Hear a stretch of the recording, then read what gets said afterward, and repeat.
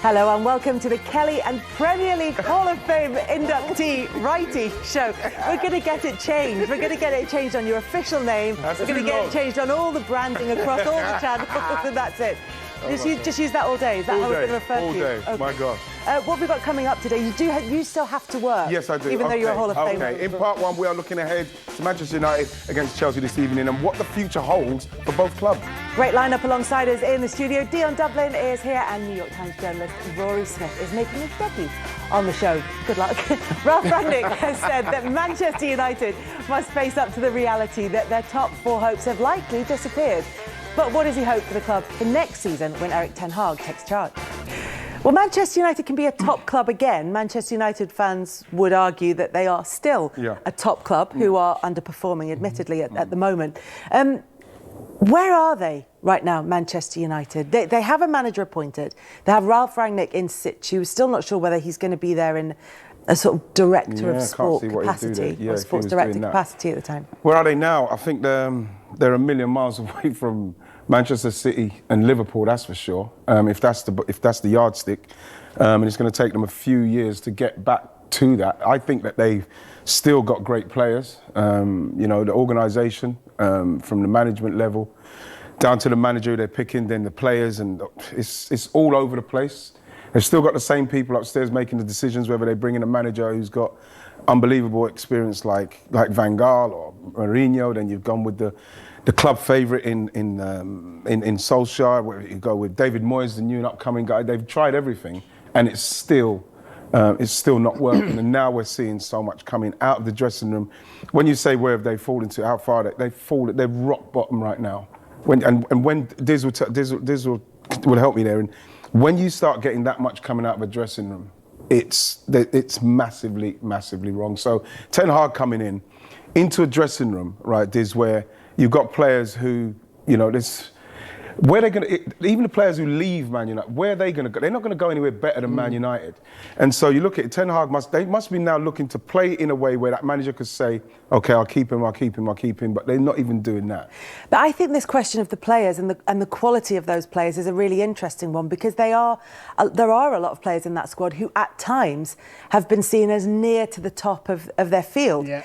And yet at the moment you look at the team sheet and you think, it doesn't look like a great team. But at times those players have been seen as great players. It's the performances that have kind of skewed opinions on them. I think at times, that's not good enough for Manchester United. At times doesn't work for Man United. You have to be on it all the time.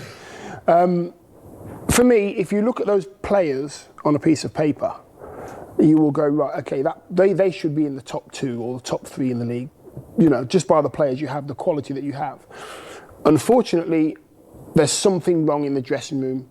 There's something wrong behind the scenes. There's something wrong on the training ground. And nobody's had the answers to that as yet. And I don't know what it's not the quality of player. There's something wrong. And like Wright said, when things start to come out, that's even worse. Because you know that you haven't got that togetherness in order to achieve. But partly it's the fact that there are good players there. There's maybe not quite as many really good players as we think. I think there's a lot of players who are trading on reputation. Well, this is what I was going to say. If we reassess them based on how they've performed at Man United? Yeah, I think we all retain the right to change our opinions as the facts check. But, you've got Luke Shaw and Jadon Sancho, and, there are top performers. Rashford's in a difficult part of his career, and that's fine. He's entitled to go through difficult times. But throughout, even when they finished second last year, that squad didn't make any sense. No. The Ronaldo thing's become a bit of a red herring almost, that no one's saying that Ronaldo's a bad player or that he hasn't contributed massively, but he changes the way that everyone else has to play, and Bruno is the clearest example of that. And what they need more than anything is a look at the squad to try and make it have one kind of coherent vision of what sort of football they want to play. But Rory, does that make the surroundings, everybody around Ronaldo wrong? Then are they not able to deal with Ronaldo, you know what I mean, being there? If he goes into a football club and he makes things better by being the best in the world and making everybody else's standards higher, does that mean the people around him are thinking, oh gosh, I've got to go into work and eat this, and I've got to go into work and score every time? I can't see that being a bad thing. All that broccoli. Yeah, exactly. You know that, Diz, to answer that question, what they say is when you've got great players make other players. That's what makes you a great player, is that you make other players around you Correct. perform at a certain level. Yeah. And you know, we cannot question what Ronaldo's done at Man United in respect to the goals he's scored. And if he weren't there, you don't know where they would be at the moment. But let's face it, those players are not performing any better with arguably one of the greatest players in the world in that team. That still comes down to, for me, the coaching and the structure, the system. What system?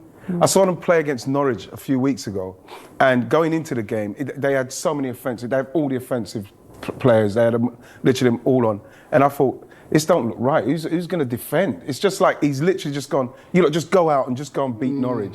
And Norwich nearly beat them. Yeah, they could have beat them. And so when you look at that, Kells, what's going to change? Okay, Ten Hag is a very good coach. I think that someone like Jadon Sancho, and fingers crossed, someone like Rashford can really flourish under him, because he does play, when I saw his Ajax team, I saw Ziyech was there, this inverted winger stuff. So you have to feel that someone like Jadon Sancho probably may thrive, and you hope he does. But the rest of that team, to get them working, and the signings that they're going to have to make, I can't see how that's going to change very quickly. And it's the number of signings as well. I mean, Rangnick said he thinks they need 10, which is the sort of thing. He said over 3 or 4 windows as well, didn't he? Well, you wonder if maybe he wasn't meant to say that in public. It's just Well, he doesn't seem to be saying anything he's meant to be saying in public at the moment. He's just Will Man United have the off. patience for that? No. That's 3 or 4 windows. And remember, all this time as well, Rory, City and Liverpool are just continually getting better.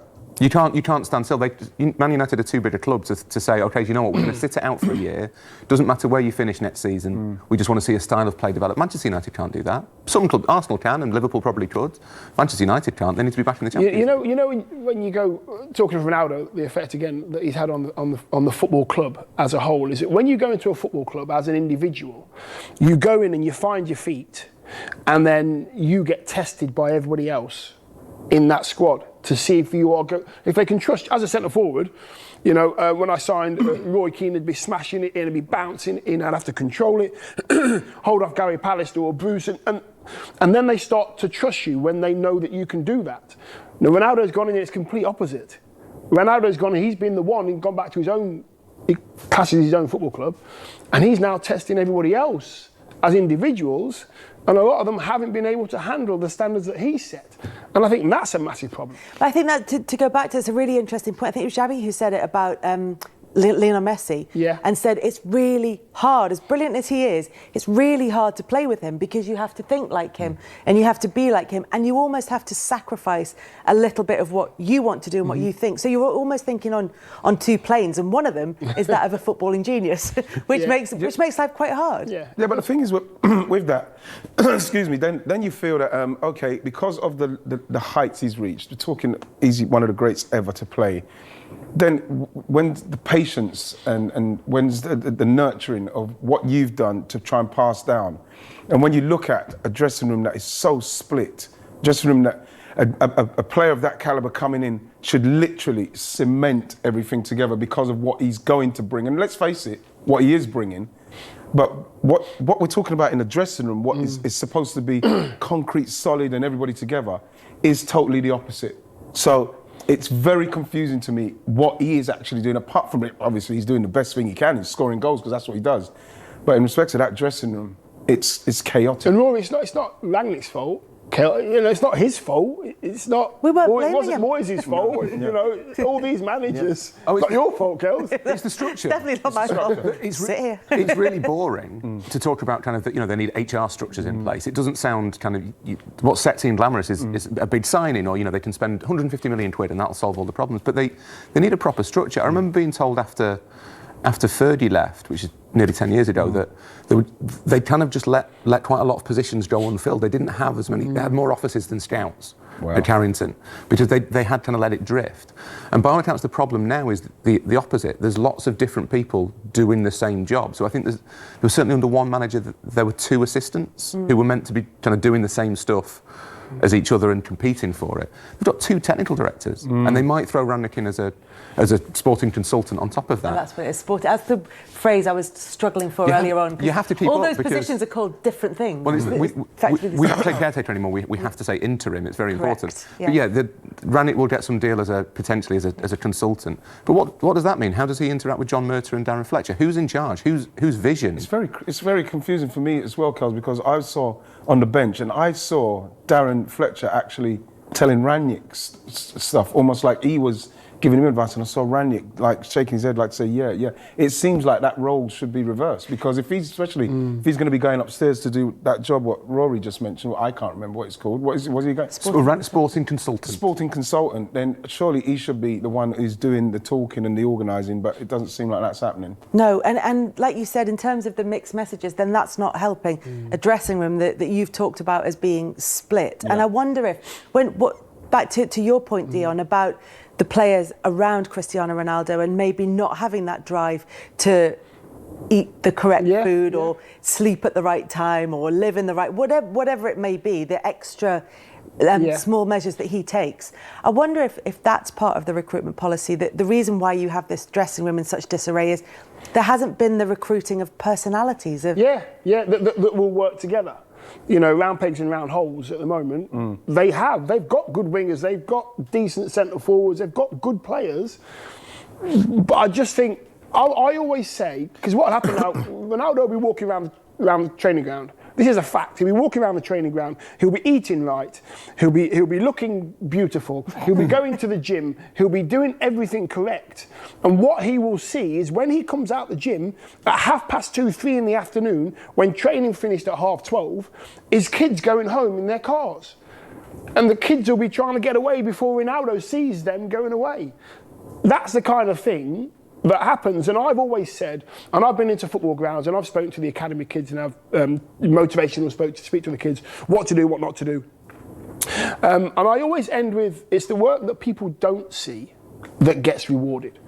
And that's what Ronaldo's done for so long. And he won't be preaching it.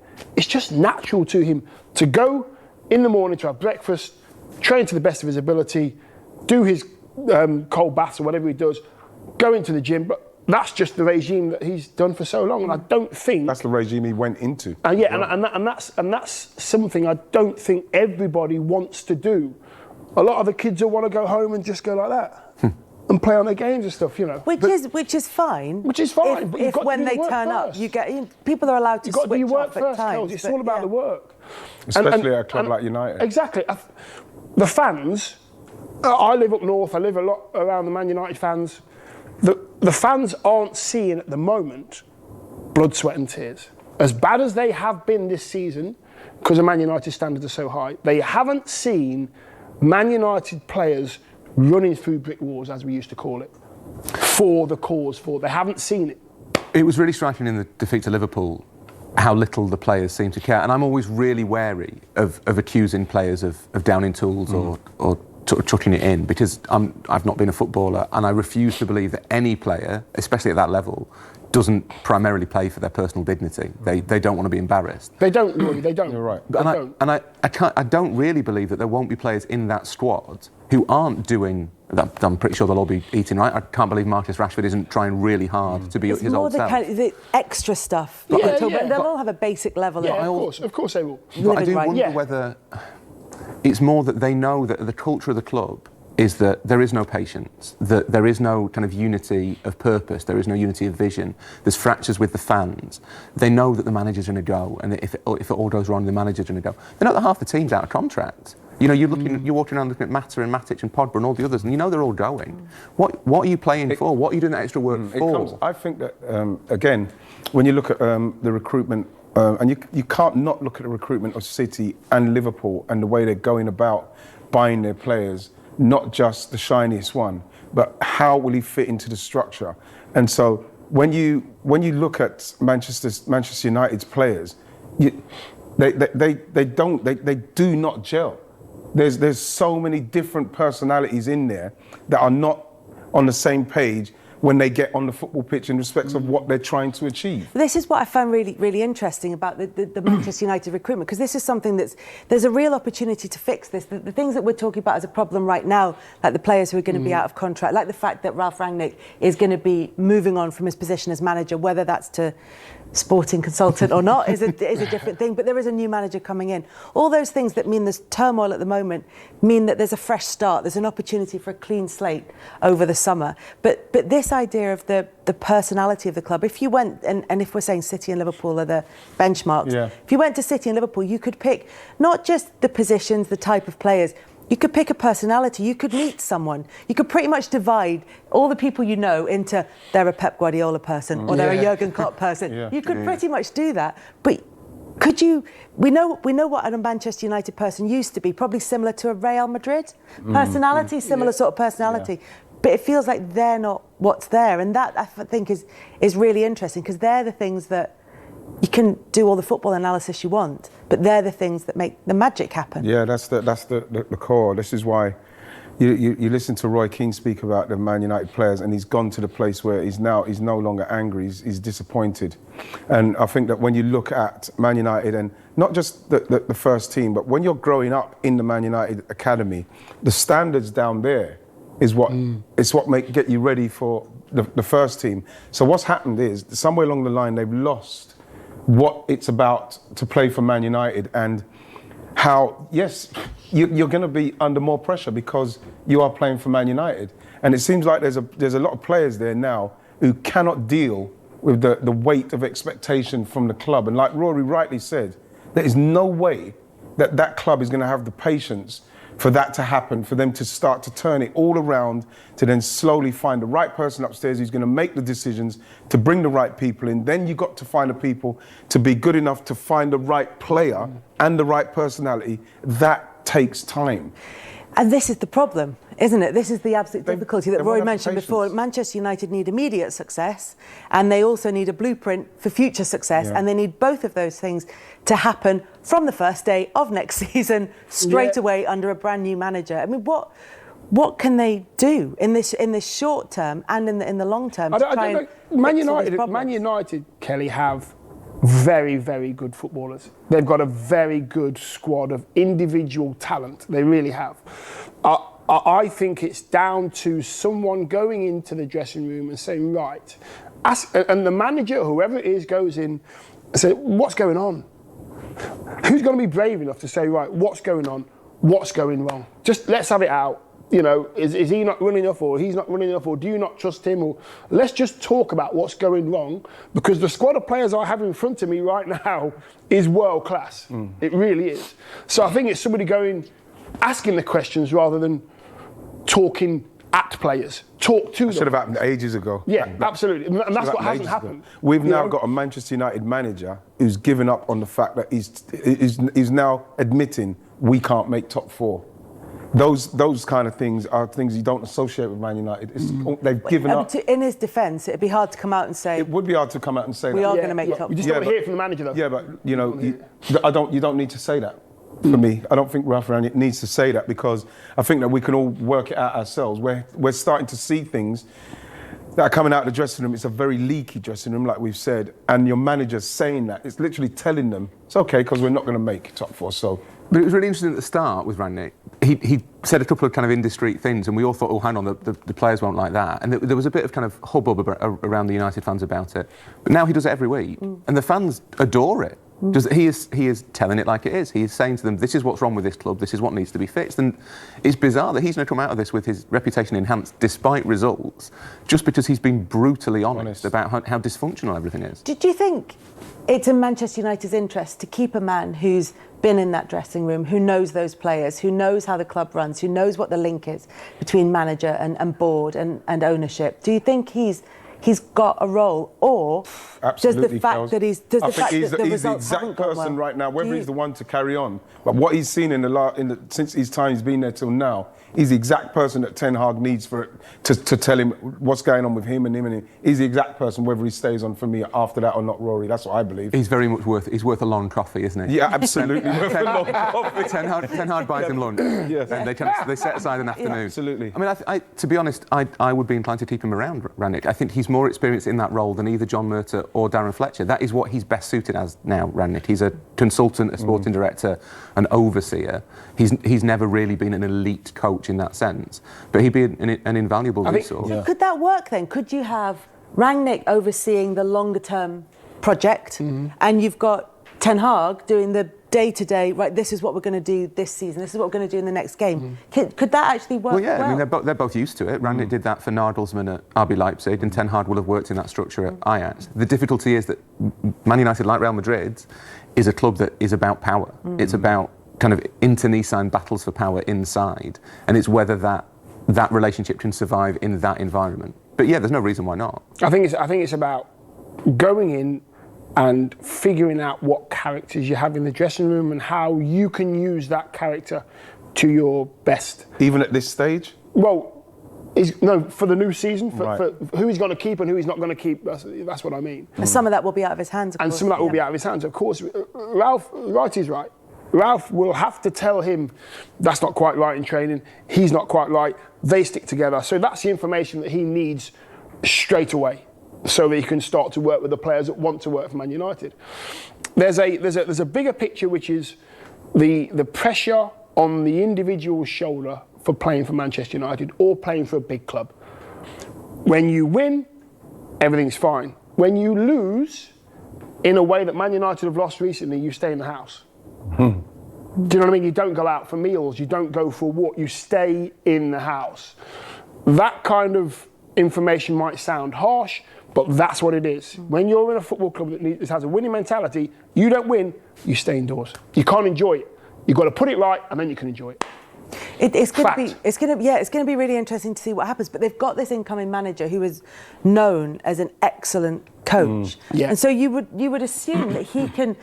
Until they get the kind of players, enough of the kind of players that they want for this, whatever this blueprint is going to be going forward, you get the impression he could get the most, at least, out of what he's already got. Because that's what's not been happening at Manchester United. I mean, that's surely the most, in a way, easily fixable, or the easiest to spot, that the players who are there aren't performing as well as they individually can. You shouldn't have to coach these players on how to play the game in the position they are designated to. You have to persuade the player to do the job in that position for the team. That's all you got to do. Coach them that, get them to embed that, and then they'll do that's all you have to do. They are great players, Kelly. 85% of them are great players. Are they happy to go and do a job for the team and become successful? That's a different matter. I think if you looked at Guardiola and Klopp particularly, a lot of the attacking, you watch Liverpool and City and you think they're freewheeling attacking units, but they're not. It's all by rote. They're all movements they've been taught, drilled them again and again and again in training. That's it. I'm not sure. Mourinho definitely doesn't do that. Mourinho's thing is, I'll organise the defence, you take care of the dirty business of scoring goals. That was the early era Manchester City under Guardiola, wasn't it? Where as the players got used to him, he didn't overload them with information. He went, get to the final third, and then it's on you. But that's come later. Yeah, and as the players got more used to his methods and kind of understood what he wanted more, and now you look at them and you can see the movements with City. They're the same every time. You can't stop them, but they're the same. And I don't think Solskjaer did that. That's not how Solskjaer attacked. He was very much about expression. You can make a case that a lot of the attacking players at United probably haven't been coached in what is now considered cutting-edge style, possibly at all in their careers. You look at someone like Marcus Rashford. You have to look at Marcus Rashford and his development up to this point. Yes, he's going through form and confidence and everything like that. But again, when you're playing with a coach who's coaching you and you're doing that in the team and you do it to the best of your ability, then the rest of the team are doing it around you as well. What comes with that is confidence, because you're doing what's right, what the manager wants. Then you're kind of putting your own confidence on it. So we're talking about getting 7 and 8 out of 10 performances out of you, then confidence comes, then you start playing well, then it just starts flourishing. But when you look at the way Man United play, and I don't know, defensively from midfield, they never control a game. They haven't got any players, for me, who can get on the ball and manage the game and dictate the pace of the game. They're at the mercy of any organised team, and we saw it with Norwich, even with Norwich, who are going down, right? That they don't know what they're doing. So you think to yourself, if Ten Hag can come in with these very good players, because they are good players, right? I like Dalot, I like Telles to come in. You know, Harry Maguire with the right people, of course, you give him the right protection. We've seen that he's going to be okay. The fact is, Scott McTominay's got that engine. Fred was seeing him play very well. And then up front, you got Ronaldo, you got Sancho, and you got Rashford once he gets his form and just stuff like that. So you've got players that if they're organised in a structure, they start playing to that structure and they start getting confidence in it, they will beat teams. But I don't know how comes that hasn't happened up to this point. It didn't happen under Ole. Didn't happen under him. It didn't. You see them and you think, what are they playing? What's their system? But Ten Hag hopefully will give them that. Are they listening? Is that maybe an issue? That's the whole point. And the reason I ask that is because there's so much coming out of the dressing room that suggests that we're not happy with this manager, we don't like his methods. Well, it doesn't look as though there are methods, so maybe they're not listening. That's possible. I can't see. I've sat with George Graham shouting through, and I've not been listening. he's talking at me, and that's another thing. When you've got a manager that's constantly on you and shouting at you, in the end you don't listen. But I knew what he wanted me to do, and once I'd done what he wanted me to do, whether it's chase back, track back, make sure you hold the ball. Once you're doing that stuff and you feel confident doing what you're doing, then your own expression comes out. If you look at the Man United squad of players, even now. Today, I don't know who plays where. I don't know. Back four, you've got about 6 or 7 players that can play there. I don't know who's their best. You look in the midfield, you know, great players again, Rashford, Sancho, Bruno, Pogba, all brilliant.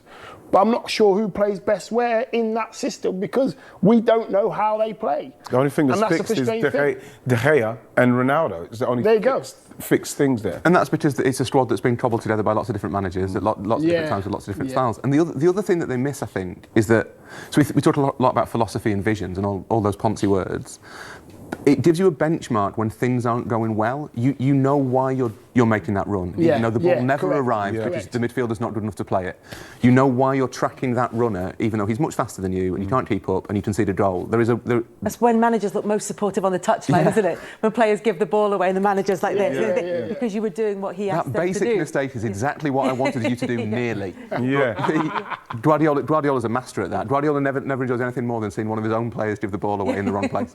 But it gives you something to work towards, and that United haven't had that for ages. So they need some sort of broader, more coherent vision of what they want to be, and then maybe the players can buy into something. I think a lot of it comes down to when you have a problem. When you have a problem with at a football club like United, or I'm talking, the biggest clubs in our league, Arsenal, Chelsea, Liverpool, City. When you have a problem, normally, if the manager can't fix it, the players will fix it. Or the seniors that are in charge of the dressing room will fix it. Or they'll have a meeting with just the players. Gaffer, coaches, leave us alone. We need to have a chat about this. We need to have it out. And the players will deal with it. At United, they don't have the leaders or the people that are able or want to take charge and say, right, hold it a minute, lads. Something's wrong here. We are Man United and we are absolutely struggling here. Why are we struggling? Look around, the quality. There's no leaders and nobody wants to take responsibility. In his day, there was about 11. The squad of Man United players I was in, there was about 15. You look at all the teams that have won the league, Chelsea, even Blackburn with Alan Shearer and Tim Sherwood and Tim Flowers, they were all leaders. Man United don't have anybody that's willing to take charge. And we keep waiting for Manchester United and those players to perform to the best of their ability. It's not quite happened yet. Will it happen against Chelsea? They play each other later on this evening. And Chelsea find themselves in a difficult situation as well. I mean, problem-solving skills are required yet again in this case, but we're now going to involve international politics as well into that, which I don't mean to make light of, just to point out the limitations as to what we can kind of say about what's happening at Chelsea and what we can kind of work out. So let's start with the stuff that we can make head and tail of, which is, you can't actually say that phrase that way around, I don't think, but let's try it. With what's happening on the pitch with Chelsea, it's not working out for them at the moment. They look like players have lost their way a little bit. There might be a bit of an element of what's happening at Manchester United in that they're sort of comfortable in third and not really sure what they're playing about. Plus, the future is uncertain past the summer. Very uncertain past the summer. You look at Chelsea and they're talking about Rudiger there, and obviously I think that even before everything's happened with Chelsea, with the sanctions, I think his mind was kind of made up. He's going to run that contract down so as he can leave. We're hearing that he's going to go to Madrid, and I don't think it helped. He's kind of like being ostracised under Frank, you know what I mean, coming in and then doing so brilliantly. But when you look at the way it's been managed at Chelsea with, you have to say Gahey and Tomori, they were maybe, before Tuchel could maybe get hold of them, they were kind of gone. And then you've got Christensen and Aspilicueta coming out of contract. You know, and Rudiger now maybe leaving. You just think to yourself, what is going on there at the moment in midfield? You know, Kante, Jorginho, they're getting to that age now. So they're going to need, I think they need at least three centre-halves, Chelsea. They're going to need another defensive midfielder up front. It's been a nightmare, you know, with Lukaku. You know, Timo Werner, whatever anyone says, Timo Werner puts in the kind of performances where you can still get something from him. Puts a shift in. Puts a shift in and you get something from him. But when you look at hopefully Callum Hudson-Odoi, you've got Ziyech, you've got Christian Pulisic, you've got so many players that if the new people come in, and that Rory, and they're going to say, listen, you're going to have to work with these guys, man. You're going to make Pulisic play better, make them play better. Callum Hudson-Odoi, the potential and what he's capable, make them play better. Because when you look at Chelsea, it looks very, very scary with what they've got to do with the sanctions and new owners. New owners might come in. Lukaku, what are you going to do with you have to say a problem that now Chelsea find in Lukaku, the amount of money he's been earned, that they paid for him, you know, the amount of money he's earning, is that going to be some loan somewhere? Because if the new people come in and said, no, we're going to clean house and we want to start again, then bam, they're going to have to take that hit. But like, I look at Chelsea and I was on the driving in, I was thinking, that's a massive problem at Chelsea right now. It's confusing, Chelsea, isn't it? It's really hard to know which way they go. Do they try and ship out all those players that are under contract, which are good players? They are good players, or do you try and keep them and try and work with what you've got? I genuinely don't know how Tuchel's going to make this better. But that's his presence. His moment, presence though, is well. well, yeah, they can't do anything at the moment. Yeah. But we are expecting white smoke from the chimney at some point. Over Stamford Bridge. We'll be over Manhattan, because that's where they're running it from. Well, right. Rain Yeah, group, okay. sort of, and one of the three groups, whether it's Stephen Paliuca, the owner of the Boston Celtics, or the one with all the people involved, Yes. Sebastian Coe, Martin Broughton, Yeah. apparently Serena Williams. Yeah, Lewis Hamilton. Lewis that's the one, Hamilton yes, is involved, boyhood Arsenal fan. Yeah. There's that one, and then there is the Todd Bowley, Hans-Jörg Wyss, various other people one. There's lots of consortiums, lots of people. One of those will be named owners eventually, we presume. Can't guarantee it, we presume that one of those will be named owners. Well, what do you mean? We can't, so it's not guaranteed that any of them will? Well, potentially not, because it still has to be approved by Abramovich. Although he can't access the funds, it's his thing. So by all accounts, he still gets to, if he doesn't like any of the bids, by all accounts, he can still say no. And then there is a political element to it as well, that the British government have to be confident that they are handing Chelsea a valuable cultural asset. Having frozen their assets and having frozen their access to, they have to. It's a they have to political look thing. responsible. Yeah, they can't. It's they an can't, image thing. They couldn't just give it to me. Could you afford it? This is brand new that'd be a wise information to us. move. Be a wise be a move. very Don't wise give move. it to Rory. Yeah, That's what I would say. that's basic. It was 101 club sales. Don't give it to me. He'd have to sell one of his properties to raise the funds. Property, did you say? Oh, sorry. Massively overestimating the wages in Europe. Stairs, loads of stairs. So is it going to happen I this think week, it will you be. think? We're meant to be getting an answer this week as to who the preferred bidder is, and there is then another stage to that process. Rory, you know if like you just mentioned those different consortiums, if they all came in with the same amount of money to buy Chelsea or to take over, who then would have the decision on that? That's a slightly murky question, to be honest. So Rain Group are the New York investment bank who are running the process, and I guess it would be up to them to decide whose pitch is best for the vision for the club, or I mean, I think it's unlikely that the terms will all be the same. Someone will be offering the most money, but I guess it's whoever sort of, maybe it's similar to when you're buying a house. You kind of sometimes have to meet the owner, and you maybe have to hope they've baked a cake or something. Charm them a little bit. Is there also a question of the Rain Group who are overseeing this as a huge international banking group? There is a sort of will from them to stay on the good side of people with an awful lot of money who may like to invest in it. They have skin in this game as well. They really do, Kelly, and they get very cross if you suggest that to them. They really don't like being told that perhaps they're not an entirely neutral participant in the... But obviously they can't be, because you're dealing with incredibly wealthy people who will at some point... I mean, Todd Bowley part owns the LA Dodgers. They might have some massive infrastructure project that Rain Group might want a part of. So obviously that's a factor. We're meant to get an answer this week, but whoever gets it will not be underwriting losses of 100 million quid a year like Abramovich was.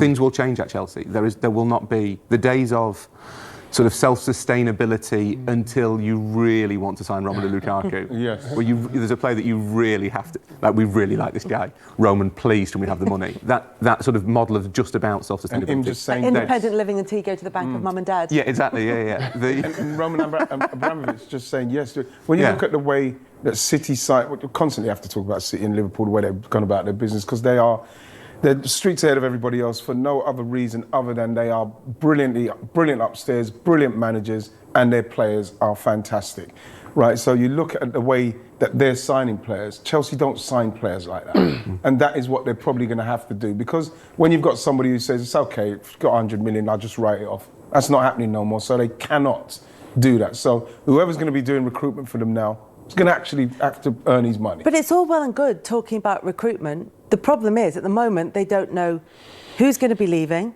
They don't know who they can bring in. They can't even start any negotiations with any of the players that they would potentially want to bring, other than the most rudimentary sort of contact with them, because they don't know what they don't know what their situation is going to be. And the thing is, we're getting into the part of the season where you're probably planning what you want to happen now for the... You should be. If you're not, you're doing it wrong. Exactly. Yeah. So with like everything you've said, and then they don't know what's going on, it's absolutely...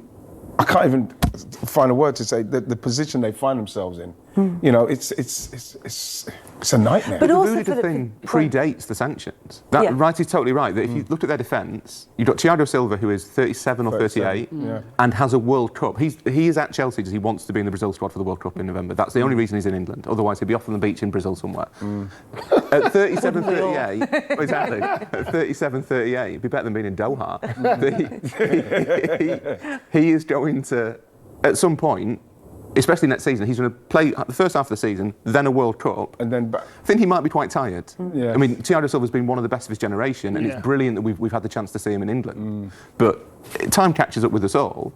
Christensen's going, Rudiger's going, Azpilicueta might go. We think Barcelona certainly think they can sign Azpilicueta, but they've known about Rudiger and Christensen's contract for 2 years. They'll find themselves in a situation where these players obviously will be allowed to go because their contracts are up. And with nobody coming in at the moment under the situation they are under, that sort of cloud, then this manager has to deal with what's left. Because it's still not sure whether and it's going to get worse. at the moment, until the new owners are properly in and the sanctions have been lifted, or the sort of assets have been unfrozen, defrosted, if you like, that we don't know that Chelsea can actually, we're not sure really whether Chelsea can actually sell players at the moment, are we? Or they can sell it, but they can't. They Abramovich definitely can't access the funds. Oh, they can release. I think they can certainly release players, Okay. and I think that under the terms of the licence, which the government have kind of said they will tweak as necessary, they could probably, if there was a player who was desperate to leave, they could sell that player, and the money would then be put in a special account for the new owners to unlock when they take over. But that it takes just months. leads to more uncertainty as well, which comes back to the players and the performances that we're seeing from Chelsea, and that uncertainty buying into so many of those players whose futures, as of this summer, are uncertain. They don't know where they're going to be. They don't know where they're going to be playing. If they're staying at Chelsea, they don't know what playing for Chelsea next season is going to look like. It can't be. It's like I say. It comes to when you get to like what Chelsea are doing now. Obviously, they've got an FA Cup final, but you know, when you get to this stage of the season, you do start thinking, obviously you've got the final, but then you start thinking about, right, next year we're going to do this. They literally can't do that. They can't. I think that as the years have gone by, Chelsea have turned into a kind of a cup team anyway. The way that they've been, they've not really been challenging. We thought that with Lukaku coming at the start of the season, there's a lot of us. I tipped Chelsea and Liverpool. I said Chelsea, Liverpool, and I went with Chelsea. I'm gutted I've done that now, but the fact is... Because it's Manchester City. Yes. I'm still going with Liverpool. But the fact is that when Lukaku signed, I thought that was the final piece.